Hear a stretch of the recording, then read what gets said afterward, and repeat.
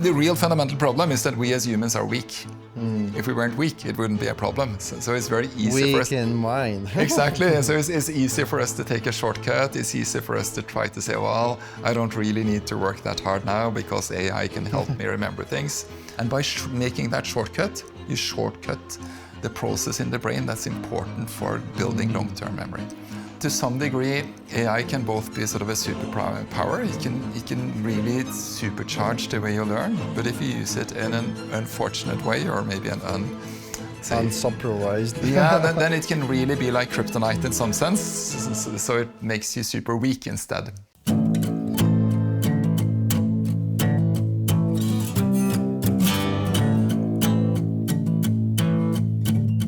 Hello, welcome to another episode of AI Ranch, where we discuss the AI in business and education. We're today in Norway, Oslo, snowy part, but we have important guest here.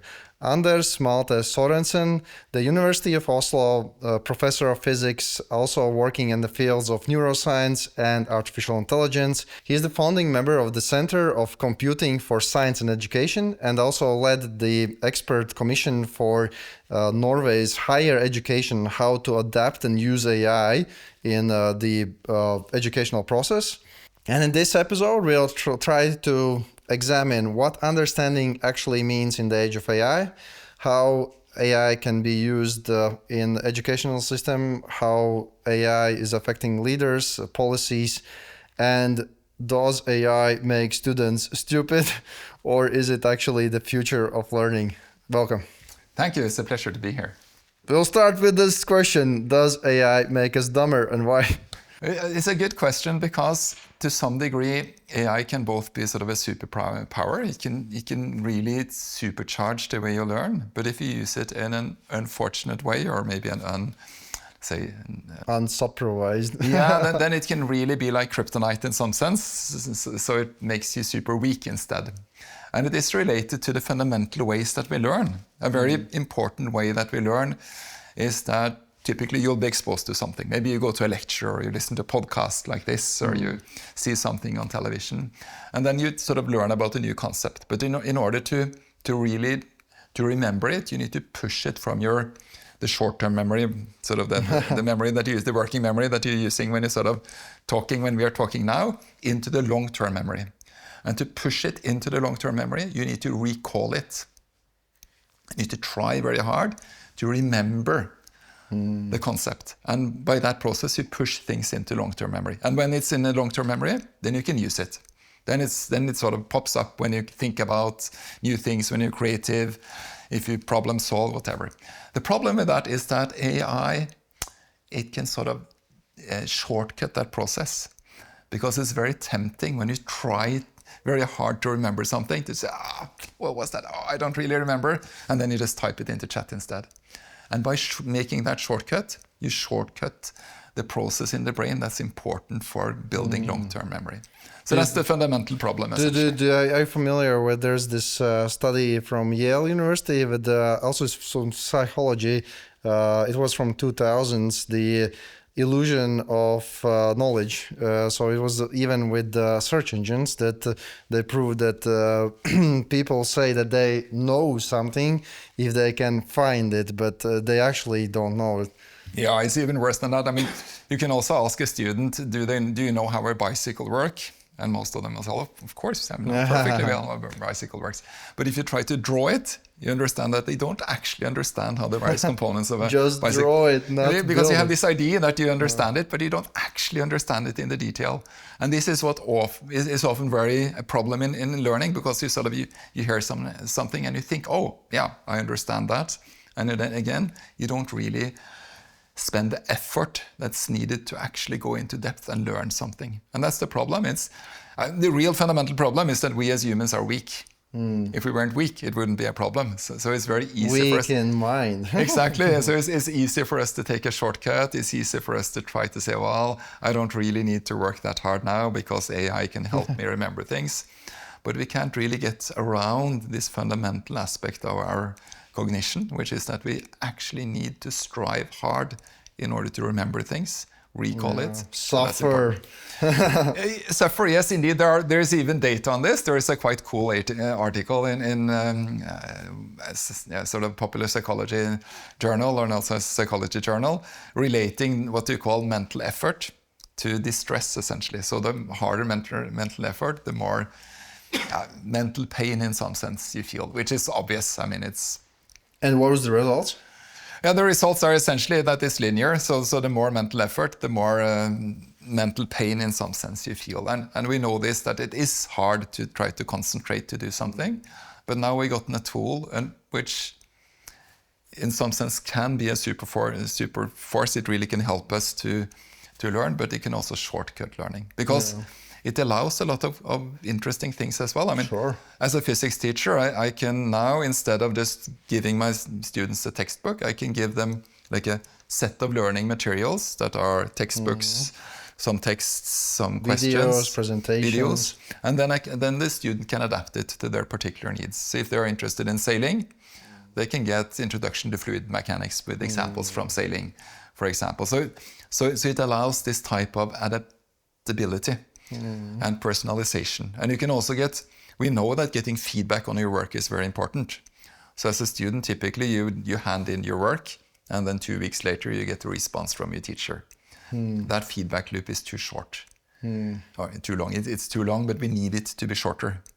So you'd really like to get it immediate. This is why gaming is so fun, because you get immediate feedback on your efforts. The gaming is the only difference. Gaming is they have variable rewards.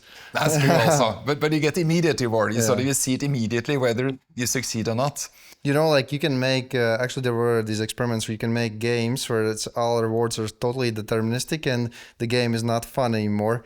You need to have so that like you know, these bandit machines for casinos. Sure.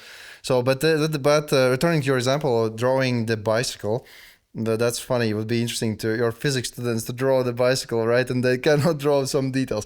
But then how much actually you need to know about the bicycle? You know, like you know how to ride the bicycle. Maybe you know how to pump a tire, right? But how deep can you need to go? Do you need to know how to make the gear, for example, or the bearing? Where is the limit? And that's a good question. And it's related to this question of understanding. On what level do you need to understand something to say that you really understand it?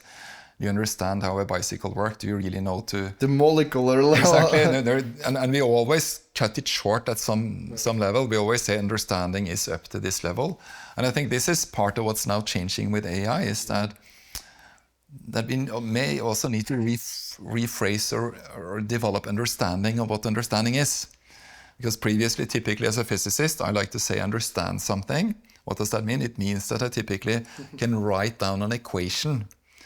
And everything is sort of is what we call a closed form. So it's written down nicely on paper. I understand all the concepts in that equation.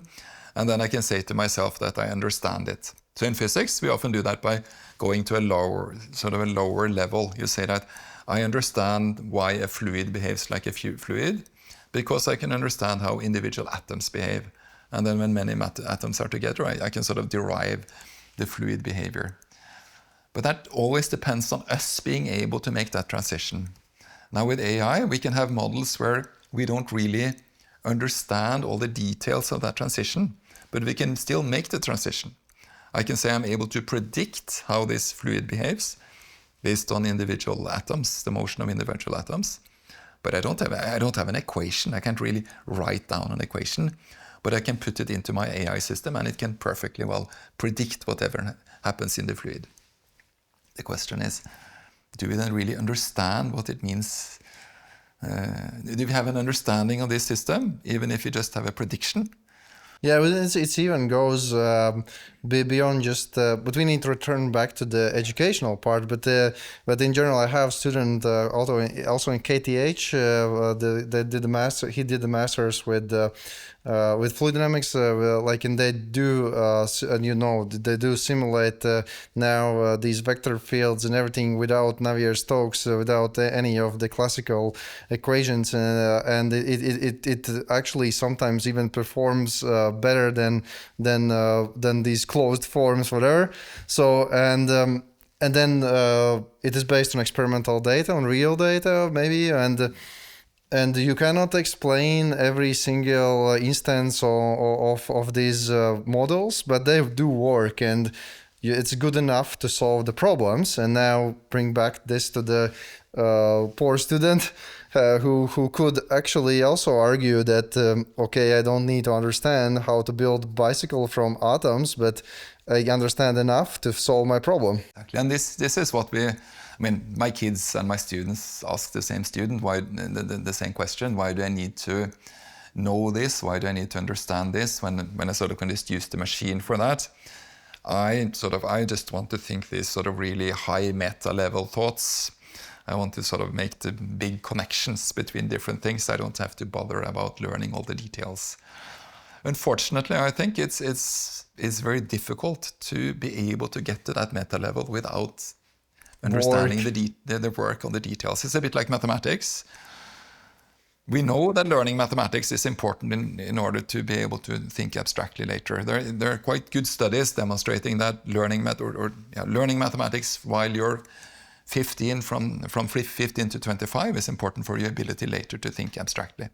It's not because you later are going to use exactly those mathematical tools. It's not like when you're 35... Where will I need this? Yeah, exactly. You will never need the details, but it trains your brain in a way. So it builds this abstract, advanced representations in your brain that you later use to think with.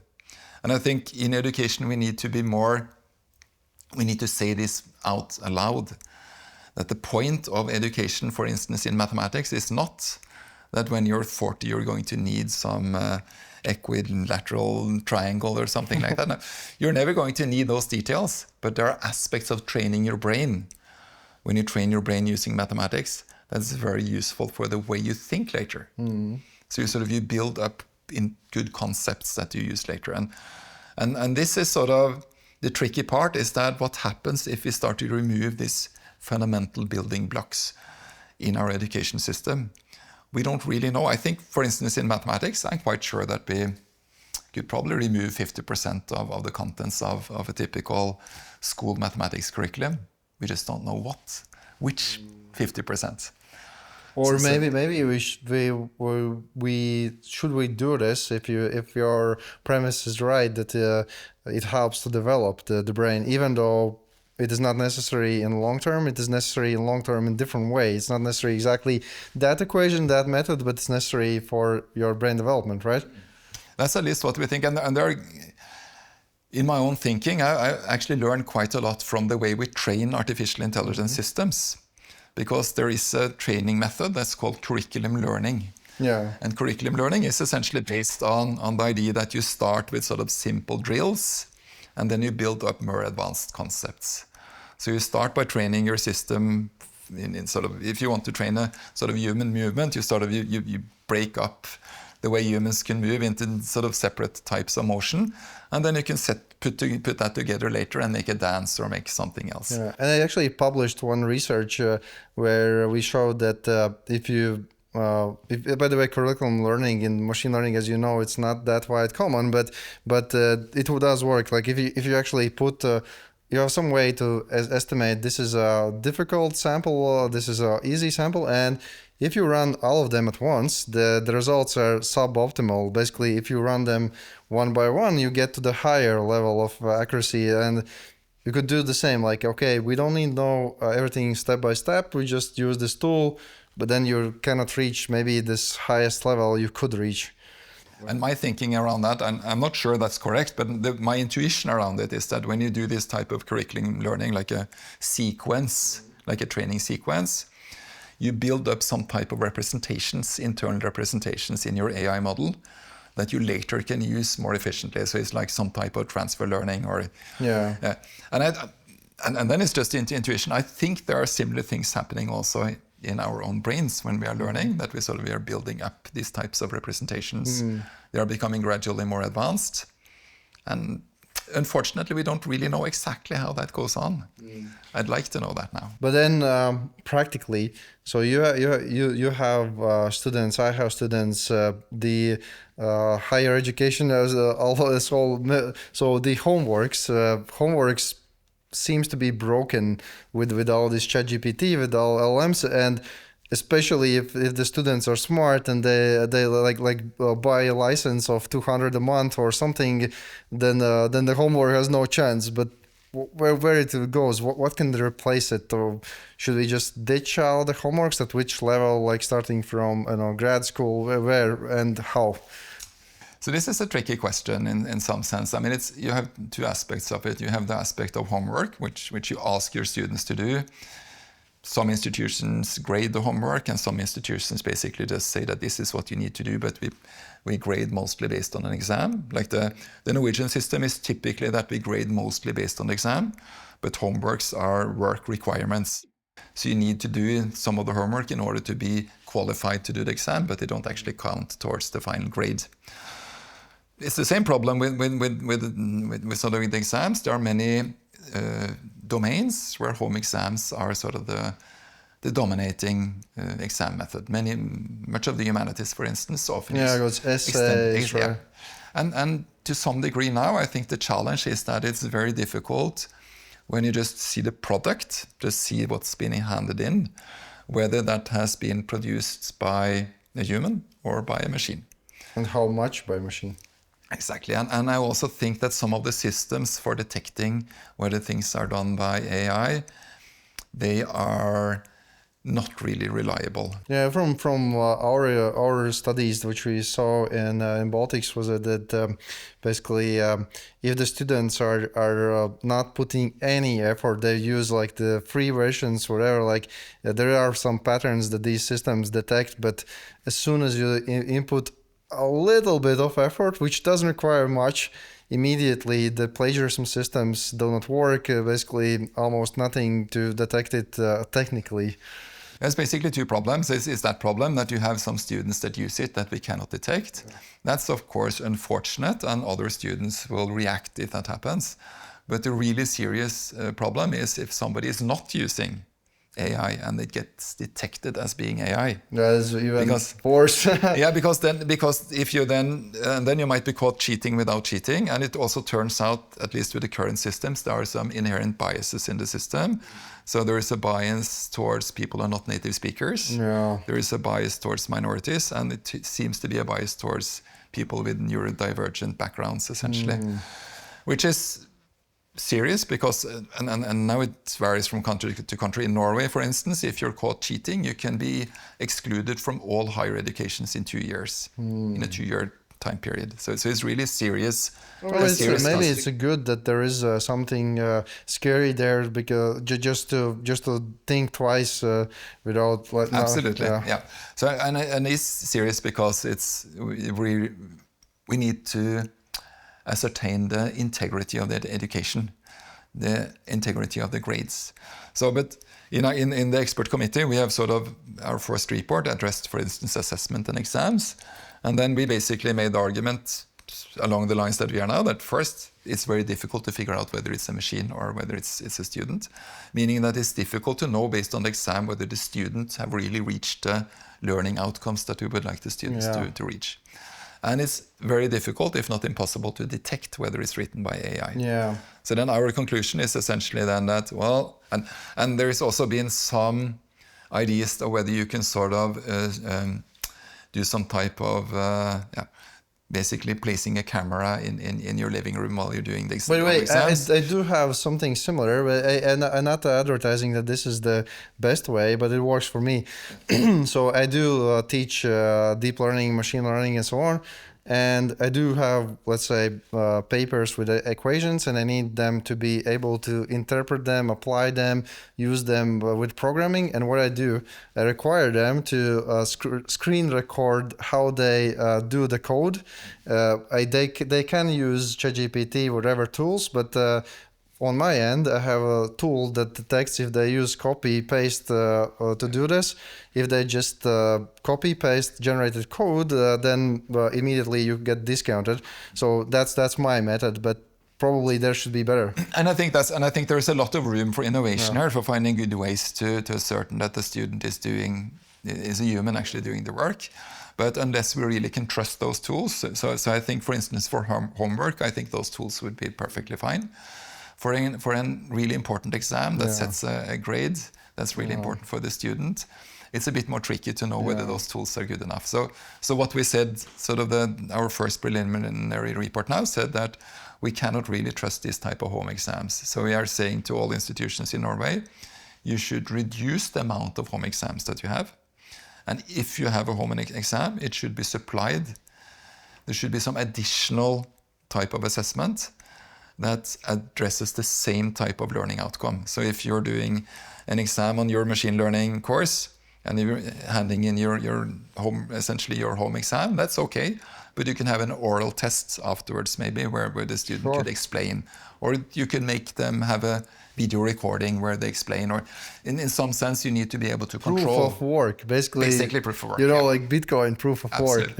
So that would be the best if you had some type of way but to track the work. There is something to it. Like maybe it'll be funny to see if at the end blockchain comes down to checking if people put the effort on their brain. So, but the exams, I do also have some platforms that we are testing in our universities where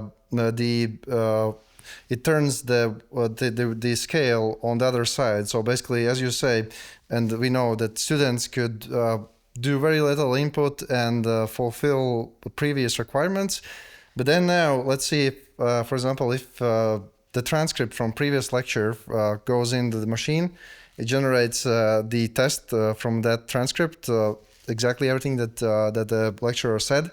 It generates automatically tests A, B, C, D, where you have no this is very deterministic. It's not like, it meant something else, yeah.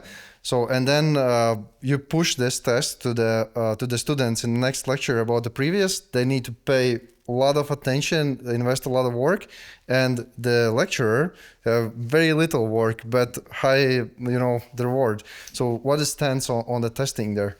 I think this is sort of a really good example of how AI tools can contribute to develop education that we know is sort of activating students. It's exactly what we started to talk about. It's this idea of recalling things. You're forcing students to remember parts of what you have been teaching them, and you're doing that by having a test. And it could not be done before properly. Imagine for the lecturer to always prepare these huge tests. Would be a lot of work. Yeah.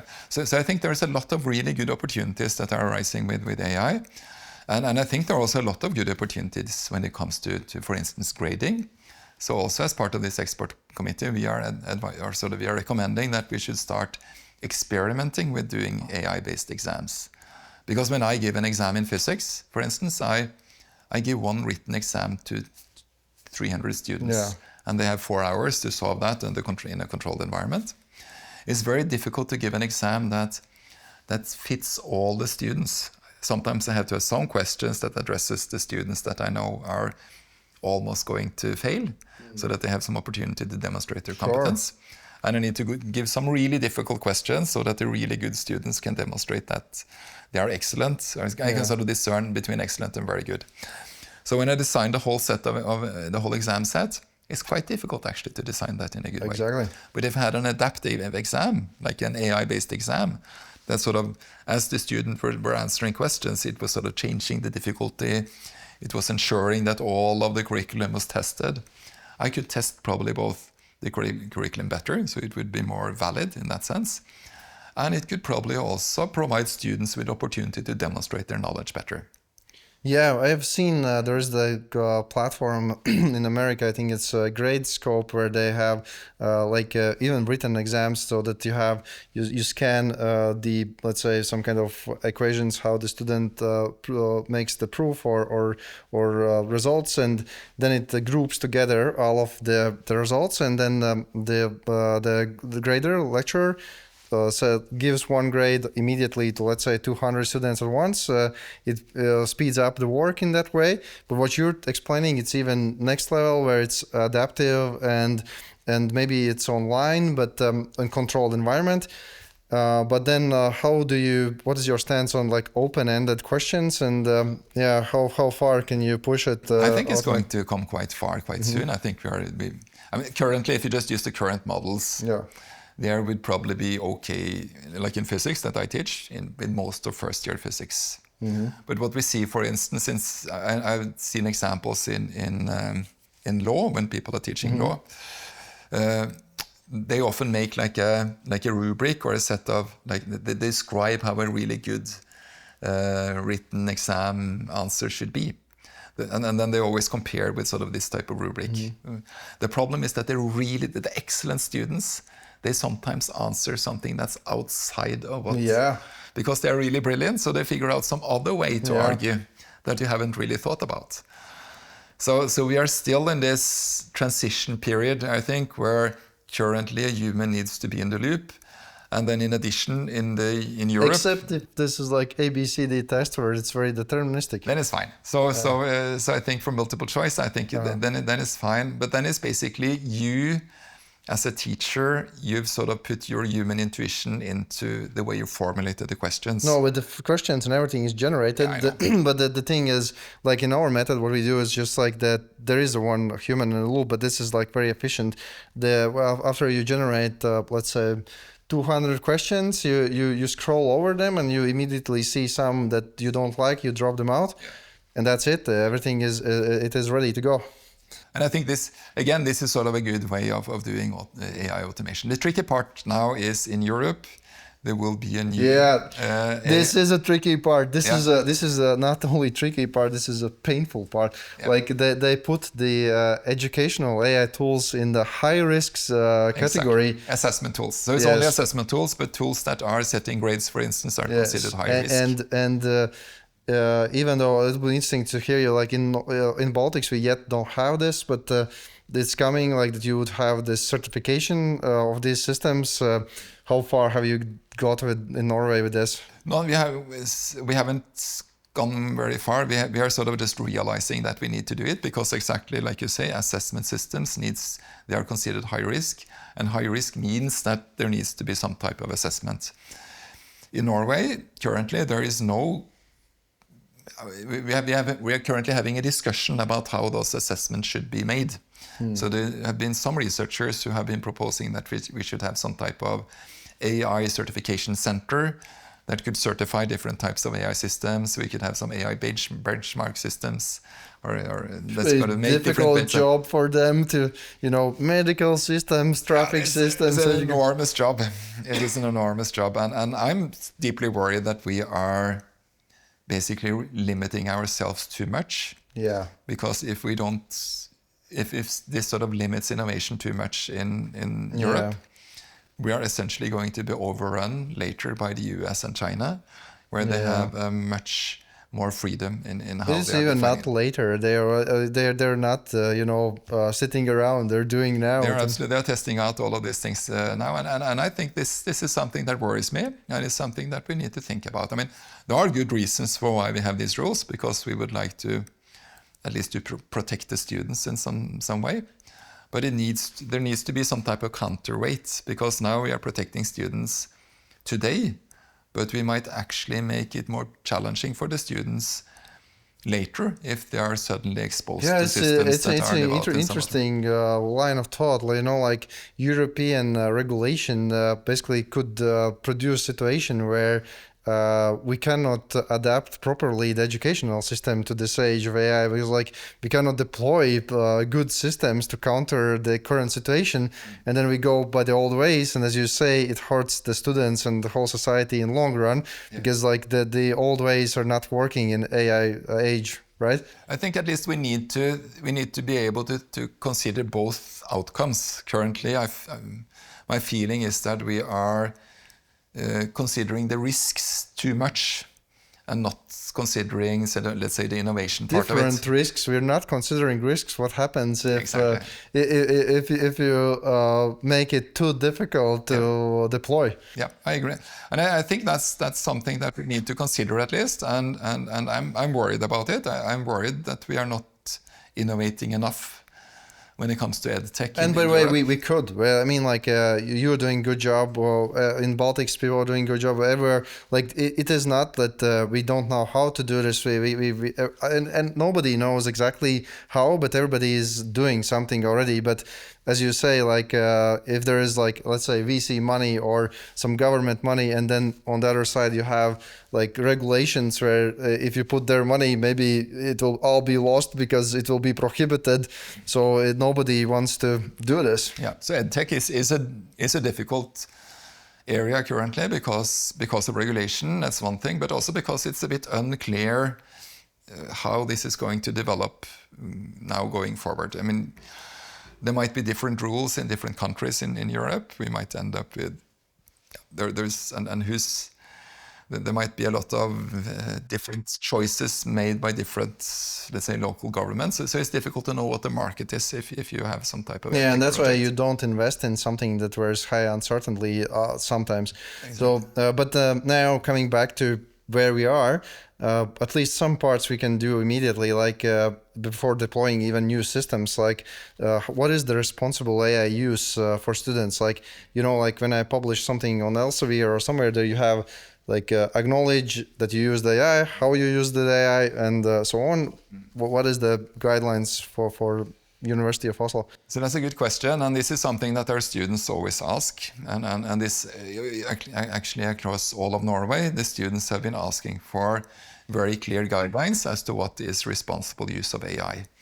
And the different universities have essentially developed slightly different types of guidelines. So some universities have sort of said that you have sort of 3 or 4 levels of AI use, going from I've just used it for the sort of cleaning up the language to I've used it for my deep research in some sense. Like nobody would write like I just asked and it did everything.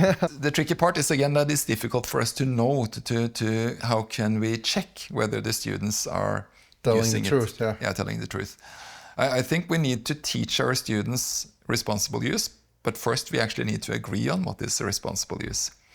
I don't think it's too tricky, but it needs to be some type of consensus around what's responsible use. We typically ask our students when they are handing in, let's say, like a work requirements or something that's not graded, but that's necessary in order to be able to do the exam.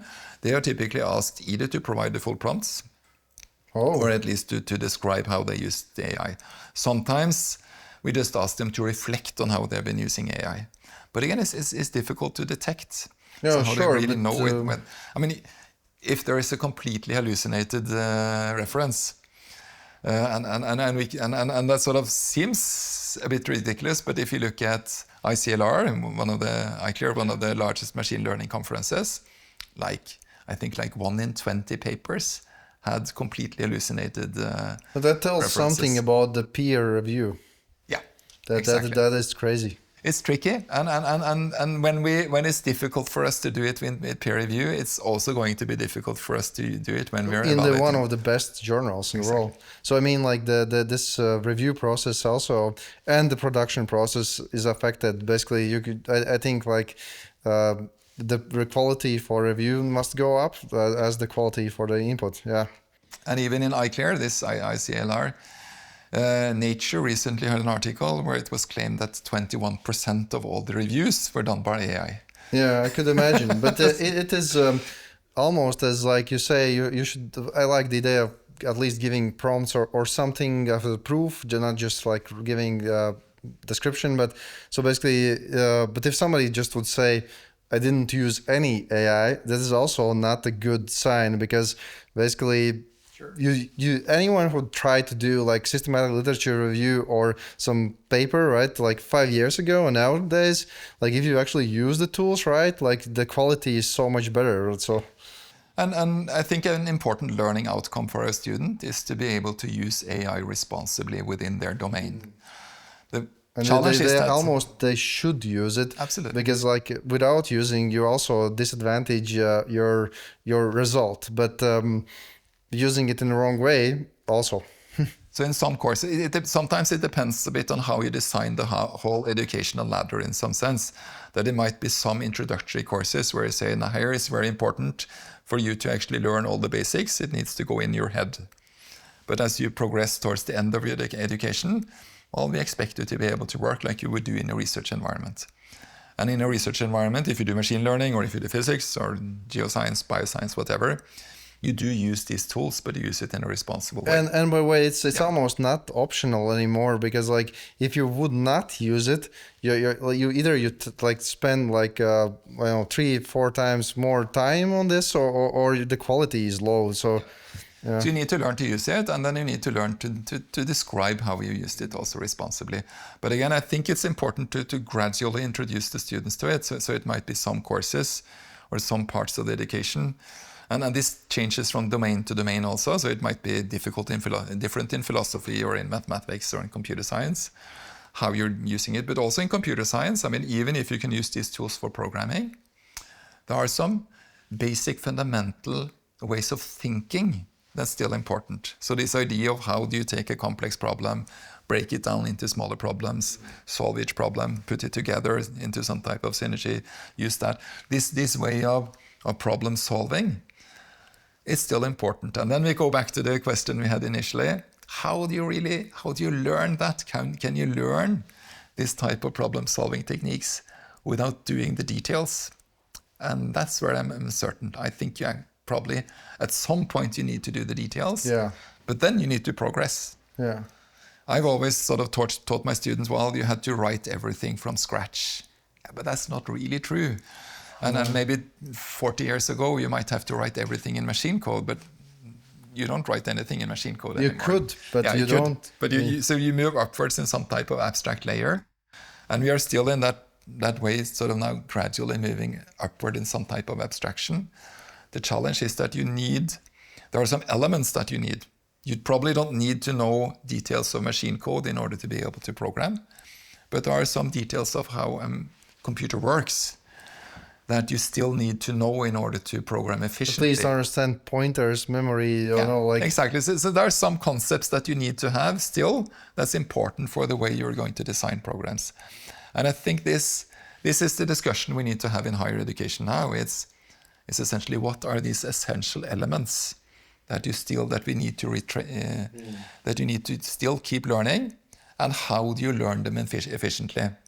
And then absolutely in the other end, you need to put everything together and use all of these tools efficiently. But as you are in this expert group, what have you thought about humanities? Like with the exact sciences, maybe it's easier, but with this humanities, the final works of text. Like I remember I talked with one professor. They said, like nowadays they need to read these essays like 50 pages, and then they discover on the page 47 that there is the same paragraph as in page 13. So because it's generated, how to deal with that? I think it's a real challenge, and I think fundamental challenge is that when we think, we have very limited working memory. So in order to think sort of large thoughts, we take part of what's inside our brain and we put it outside our brain. So this is called sort of the extended mind hypothesis, essentially. And we do this through text, or sometimes through drawings. You have a blackboard and you draw on the blackboard. And this is a way of trying to grasp larger arguments or larger concepts. And I still think that the ability to write longer text, to formulate things that are so long that it goes outside your brain, and similar to be able to understand long arguments, that's something that it probably is going to be important. It also comes down back to the development of the brain, probably. Yeah. So it's if you're not able anymore to do this, it's also some kind of disadvantage. Yeah. So the tricky part then is that, again, it's very tempting to use help. Yes, and what do you do then? Yeah, so that's the tricky part. I think in practice, what we do with the students, we have to teach them good habits. And how do we do that? I think sometimes it's really hard to write. All writers say that at some point in their life, they found it very hard to write.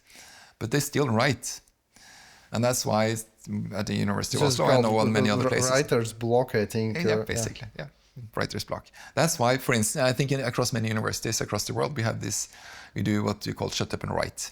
You gather together in a room, students, PhD students, whatever, and you just say, now for 2 hours, we are just going to shut up and we're going to write. That's so interesting. Remember, like in the COVID time, like remote education and everything, and then now, like if we want to preserve integrity, we want to, so that the diploma means something. We come back to in person. I think so, and I think we need to. There are some social norms that can help us. And a social norm is this thing that if we sit together and we have agreed that now we're going to write and not look at the phone, not do anything else, we are somehow bound by that social norm, and that helps us. Yeah, the social pressure as well. Exactly, it helps us because, I mean, I can still, sometimes I can sort of feel that I'm drawn towards my pocket where my phone is. Okay, hand is already shaking. It's sort of this addiction. Where is my phone? And I need some help to overcome that type of addiction. Yeah. And I think we can orchestrate that by organizing different types of meeting places, for instance. So I think that's going to be much more important going forward. And what do you think in general, like these long form works, like, you know, the thesis and things of that sort, like I heard somebody told me, I don't say that's definitely the right way, but in Soviet Union, they had like 16 or whatever pages thesis, like some kind of standard.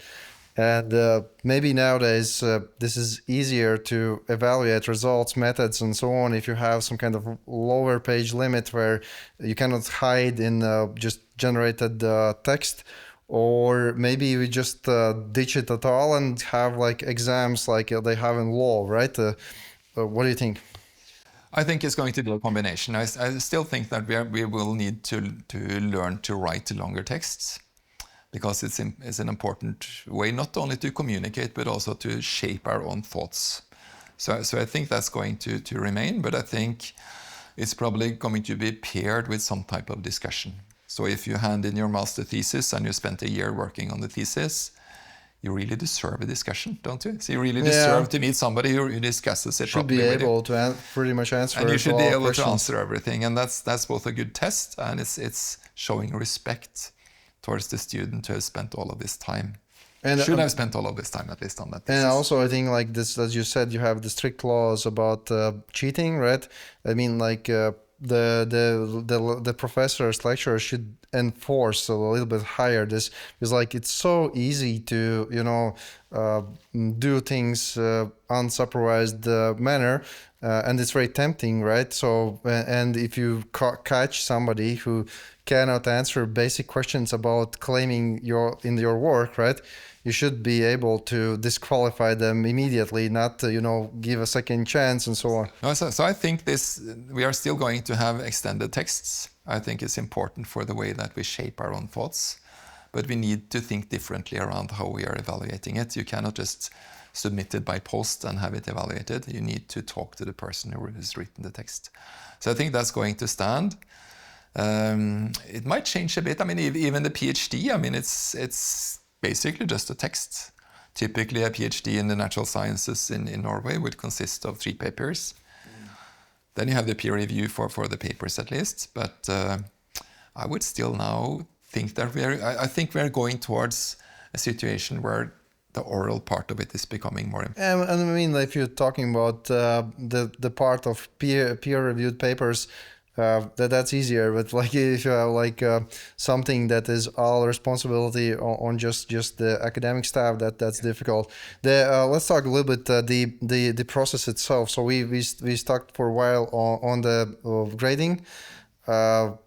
We touched a little bit something on the homework, but what is the whole process like? What do you imagine? Like the student comes in the new course, and what could be the steps that would be great in this age of AI? I think one thing that is going to change a bit in the age of AI is that previously, when you were a student, you were to a large degree maybe not you were sort of the victim or the recipient of a learning environment created by typically the lecturer. So as a lecturer, you would decide what textbook to use, what exercises that the students should do, you organize everything. Now the student has a much larger degree of freedom because as a lecturer, you can still design sort of a whole learning environment, but as a student, you also have the freedom to choose or the freedom to adapt it. You can use a language model and you can say, well, I didn't really understand this part of this chapter. Can you explain it for me? I have this background. I come from chemistry and now I'm sort of learning physics. I don't really understand these physics concepts. Can you explain them like you would to somebody with a chemistry background, for instance? So you have a much larger degree of freedom as a student to design the learning environments that you have. And I think this is something that's gradually going to change how we are thinking about how we develop a course or how we develop a whole study program, essentially. But then the students actually need to know something about how do they design their own learning environments. So we probably need to teach our students more around pedagogical principles, for instance, or theory of learning or things like this, so that they know how to design this in a way that helps them learn. And that's going to be even more important as we probably are going into a phase where the transition between higher education and work life is going to be more porous. You're going to continue to learn things also after you started in a job. And maybe you learn in different speeds as well. Yeah, and so then knowing how to learn efficiently when you design your own learning environment is going to become very important. But theoretically, imagine like if there is these automated parts of the process and the final evaluation might be also quite automated, then why not somebody just finish the whole course, like let's say in 2 months, other one the whole year, right? It could be done technically. Technically, it could be done, and I think as higher education institutions need to think about what's really their role in this. Are they needed? I think they're needed. I think they're needed for several reasons. I think for instance, when it comes to being integrated into a research environment, I think that's a very important part of the educational experience. And I think that's very difficult. That's going to be more difficult when you just sit at home with your computer. I also think that meeting other students is actually a very important part of the educational experience. You discuss with students, you meet people with completely different viewpoints. Is very formative often for many people, have friends for life, essentially, that they found during their university studies. And that's because it's a formative part of your Sure, time. So I think still that they would need to turn up, but of course it can be accelerated, and I think that would be great. There are some tricky, maybe not tricky parts. It's some parts that we need to just ensure is that sometimes there is some type of maturation that's important, and maturation sometimes takes a bit time. But you could put on the other end the AI controlled process, which make sure that you matured enough, but at the same time you touched a very good topic. So what is then the role of the higher university in the future? So I assume maybe there is that part that you do get this diploma, some kind of responsibility that the proof of work that there has been the proof of work. So there is some of that, but is there more, like you just mentioned, making the opening up the students to the research fields, right? So that they understand how this actually happens, so that they are not completely isolated from the methods and processes and also other students. So the research students, the diploma, there must be something else. Have you thought about it? Yeah, there are other aspects. I mean, I think one aspect is that learning often is a very social process.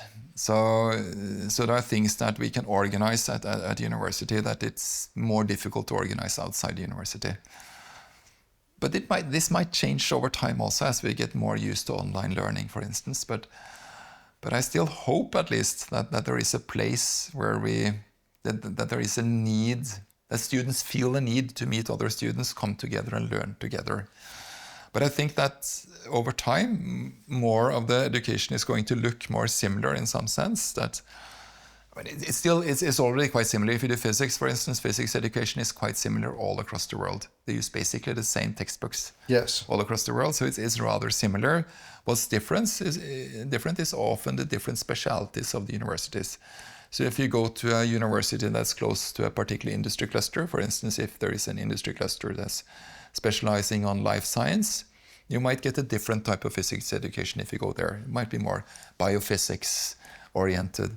Whereas if you went to a cluster that was interested in some marine ecosystems or marine industry, for instance, then you get an education that's more adapted to that type of environment. So I think that is going to be more specialized. So you'll go to university that sort of is specialized in something that you're interested in, because you want to get into the community around your studies. But your individual studies, when you're sort of sitting with your textbooks, might be more similar in some sense, might be more.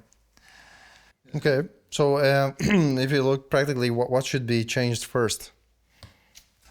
Yeah, I think we should change gradually along a few directions. I think we need to develop good tools to provide feedback to the students. I think that's one of the immediate things, and that addresses both exams. But if you develop it for exams, students can also use it for the formative learning. And on the other hand, we need to design good learning environments, like physical good learning environments, and the way we establish groups and practices where students learn.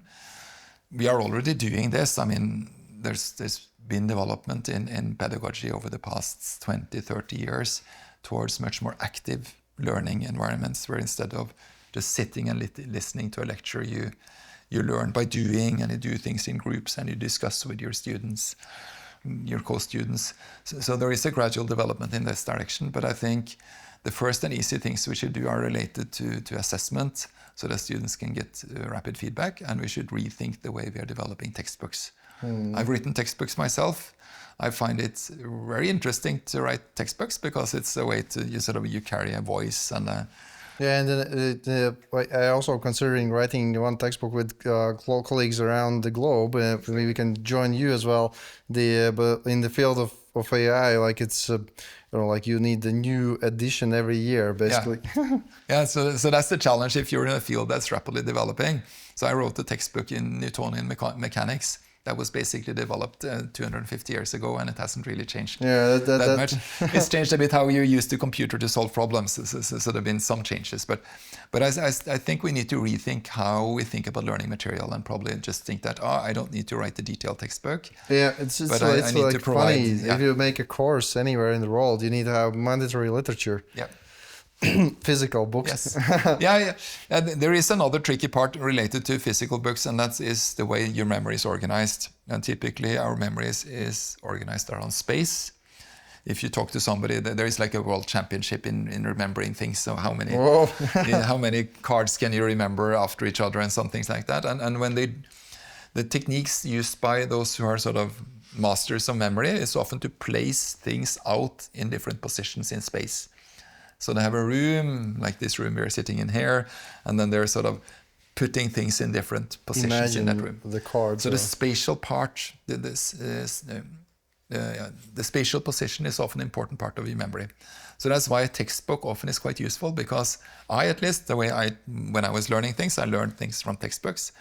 And still, if I let's say, suddenly I need to know something about some curve integral that I had like 25 years ago, I still remember approximately where in the book this was. It was somewhere there. Exactly, yeah. So my memory is still quite spatial.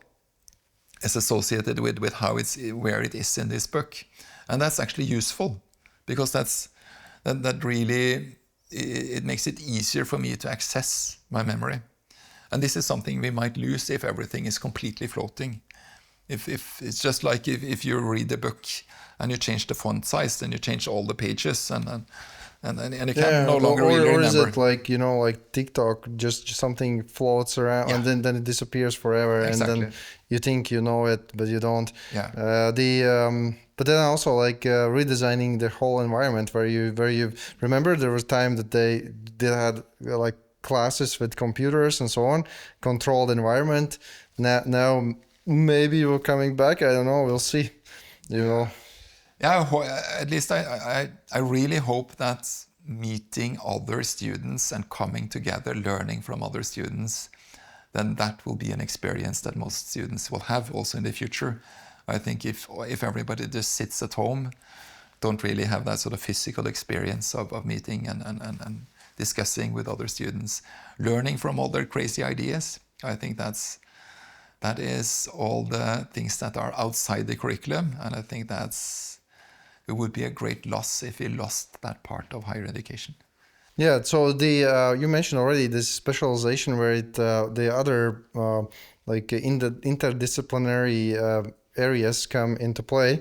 That's one approach, and maybe you have some experience. Can you share how do you make let's say completely different like engineers, economists, like designers work together?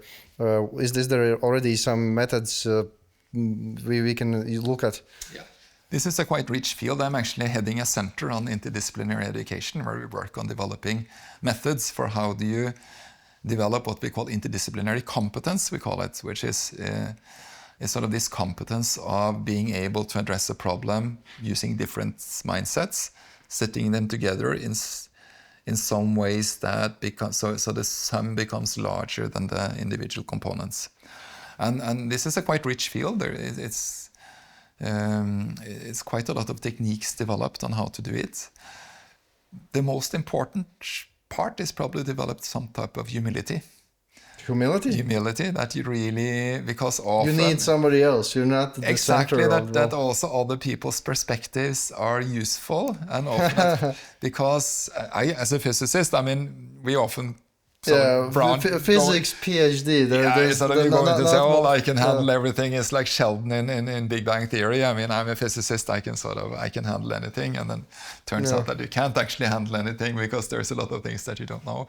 But this requires some type of humility, and I think teaching, at least learning something about how this type of that there is a value in other people's opinions, and also worldviews essentially. And also that it can be important for your own understanding. So if you're a mathematician, for instance, maybe you don't really understand how you think yourself before you've met somebody else who thinks in a completely different way. And that acts in some sense like a mirror, that you see, oh, she really thinks very differently from me. That means you also get some understanding of sort of the strengths in your own mindset, essentially. Yeah, there's a lot of techniques here. That are sort of, there are techniques on how do you initiate good collaborations. They are often focused on first establishing some ground understanding, base understanding of different concepts. But there is a rich literature, and for instance, the University of Amsterdam has developed a book series on interdisciplinary research, interdisciplinary education. That's really good. It goes through methods that you can apply in an educational setting. This is also a business setting. I mean, in most businesses, you would put together teams that have very different backgrounds. How do you get these teams to function in a good way? As far as I remember from this Google's research on teams, they found that the most important part in teams, for successful teams, was really that you had an atmosphere, a culture, where you feel safe in this group environment so that you can share, you can be creative. And there are techniques also that can be taught as to how do you create good groups where there is where you feel this type of safety so that you can share freely. We've explored this new direction, which remains incredibly important. It's a goal we all need to work toward together, and we would both be happy to hear from our listeners if you have any thoughts or suggested directions. It is an absolutely fascinating developing field. Let's just hope the European Union doesn't make things too difficult for us. To wrap things up, let's move on to some lighter questions. You study both the brain and physics. Does the brain have its own physics department? I think so. And I think it's... so that has sort of a serious and a non-serious question. The serious question is that there is a researcher that's recently won the Kavli Prize. And Nancy Canwisher. And her... One of the things that she's studying currently is what part of the brain is active when you're addressing physics questions. That could be if you look at a picture and you see a glass of water that's sort of sitting on this, just on the edge of the table. There is a particular part in your brain that lights up because it sees that something is unbalanced, and that's sort of a part of your brain that's associated with processing physics. So there is. So there is actually a part of your brain that processes physics. If AI were a student, what grade would you give it? I would probably give it a quite good grade for memorization usually, but not always a good grade for coming up with new cool problems. Because that's an important part of being a student, is to be able to ask cool, good questions. Yeah. So it would probably end up on a C. C. Yeah, good on factual knowledge, not that good on on coming up with new cool problems. What is some funniest or weirdest excuses for my dog ate the homework? Yeah, what the students say. Oh, there are so many. They have so many interesting excuses for not turning in their homework. In Norway, it might often be related to things that we are seeing outside now, that the weather conditions essentially made that they couldn't make it home, or that now they can always say that, well, my network broke down, so I weren't able to submit my homework in time, yeah. Which we all know is probably not true, because they also have network on their phones, but I think they are getting more creative when it comes to finding new ways. What's the one thing the students think learning is, but it isn't? Often they say that learning is just memorization. And that's both true and not true in some sense, because they often memorize the wrong things.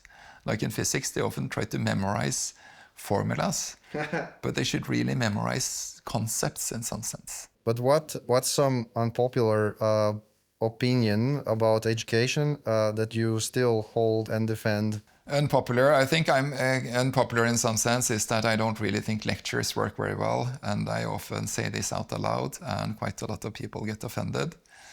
I don't necessarily mean it completely. I just think that they don't work that well when it comes to conveying knowledge. I actually like lecturing myself. That's the interesting part. I think this. I understand it that as a lecturer, you sort of. And you have an auditorium with 400 people in there, and they're all looking at you. It is like a feeling of a show. And so I like it myself, but I'm not sure that the educational value of it is that high. Is there some weird thing you do to snap out students to pay attention? Yeah, sometimes I do various things. Sometimes I play music during my lectures. Yeah, so sometimes I just have it in my slides, so you can have some music or something else, and that often starts out being quite loud, so that they... Well, you know, there was research where they put an orange smell in prisons and the violence went down. It's interesting. I do things of that sort, or I can give you one of my methods. Maybe you can use it. If I know that the participation will not be intense enough, or where I need everybody focused, I ask everybody to stand up, and then I say, those of you who agree on that, sit down. And those who stay up, I ask them some questions. Then there is no chance of just raising a hand or hammering the stuff. That's interesting. What is some aspect that makes group work better? I think you need to break up some of the social groups that are already there. So whenever we try to have group work, we try to ensure that the groups are changing all the time. What's your red flag, knowing that you read something but you don't absorb it? At least for myself, it takes some time until you notice. This is the interesting part. You can read something, and then it takes some time until you notice that you're not actually paying attention. That's probably the same with the students. It's probably not that difficult to see. You could probably see it by the size of the pupils, because you'll see whether you are in system 1 or system 2 by whether you concentrate or not. Yeah. And this was one of the interesting things that Daniel Kahneman found out, was that he could see, by watching the size of the pupils, he could see whether somebody had stopped concentrating before they realized it themselves. Should we maybe have sensors? Yeah, it's probably extremely illegal. I think actually it's explicitly illegal under the new AI rules to do this type of machine learning thing to see whether your emotional response, for instance, because you could probably also use... It is a little bit absurd, because you see in America, they have autism programs where they cure certain parts of it, like teaching autistic kids to recognize emotion. Then they remove that system and they retain the ability. So now Europe says it's illegal, or... It's considered high. No, it's actually illegal. Yeah. Yeah. I mean, there are some things that must be changed. It cannot stay like that, I guess, basically. Maybe that part also will come out. Yeah, we will see. But I've thought about this previously, and that would be very interesting to see and also for the students themselves. Yeah, I mean, it is not saying that the student is somehow inferior or something. That is a different purpose of that. So no, it would be just like if you were a lecturer and you were talking about something and you knew that 75% of the students have stopped concentrating. Yeah, you need to do something else. So it's super interesting talking with you. I think we could talk many hours more about this topic, and this topic it is not yet closed. So we'll need to keep on. Where people can find you? They can find me on the internet. Just search for my name. I think that's the easiest. Just type in my name in Google, and you'll find all my works, or in Google Scholar, for instance. It's the easiest. And we need other academics and universities from around Europe and even the globe to just work on this together. So if anyone has something to share, I'm happy to hear. You're happy to hear. Absolutely. Yeah. So thanks. Yeah, it's been a pleasure. Thank you. Thank you for joining this podcast of AI Ranch. As a gratitude for our work, subscribe, share, and see you in the next one.